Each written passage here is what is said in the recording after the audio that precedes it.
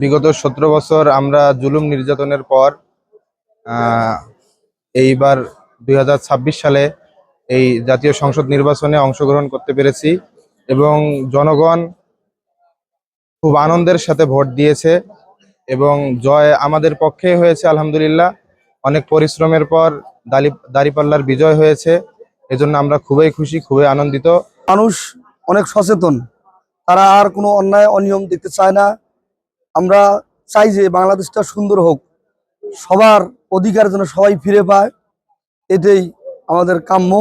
সেই ডক্টর মোহাম্মদ ইউনূসকে, যে তিনি একটা শান্তিপূর্ণ, খুব সুসংগঠিত, সুশৃঙ্খলভাবে একটি জাতীয় নির্বাচন আমাদেরকে উপহার দিয়েছেন। এই জাতি এই নির্বাচনকে সর্বসময় সর্বকালের শ্রেষ্ঠ নির্বাচন হিসেবে মনে রাখবে। আসন্ন ত্রয়োদশ জাতীয় সংসদ নির্বাচনে বাংলাদেশ জামায়াত ইসলামী মনোনীত প্রার্থী জনাব মোহাম্মদ মুস্তাফিজুর রহমান মুস্তাক, ওনাকে আল্লাহ তাআলা বিজয় দান করছেন, এজন্য শুকরিয়া আদায় করছি আলহামদুলিল্লাহ। এবং আমরা তার পক্ষ হয়ে কাজ করছি, যত কষ্ট যত ত্যাগ স্বীকার করছি, এর বিনিময়ে আমরা এই বিজয় অর্জিত হয়েছে।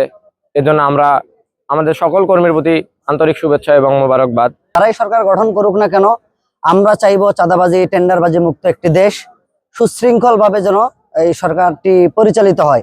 এবং বিশেষ করে আমাদের মুস্তাফিজুর রহমান মুস্তাক ভাইয়ের কাছে আমাদের দাবির মধ্যে অন্যতম দাবি, যাতে করে আমাদের রৌমারী এবং রাজিদপুর, যেহেতু আমাদের উপজেলা থেকে আলাদা, তারা কুড়িগ্রামে সেবা নিতে আসলে তাদের অনেক পরিশ্রম হয় এবং আসতে অনেক সময় লাগে, মাঝে মধ্যে রোগী নিয়ে আসতে তাদের নৌকায় অনেক বেগ পেতে হয়। সুতরাং আমরা তার কাছে দাবি এতটুকুই রাখতে পারি যে আসলে তিনি যেন একটা ব্রিজের ব্যবস্থা করে দেন।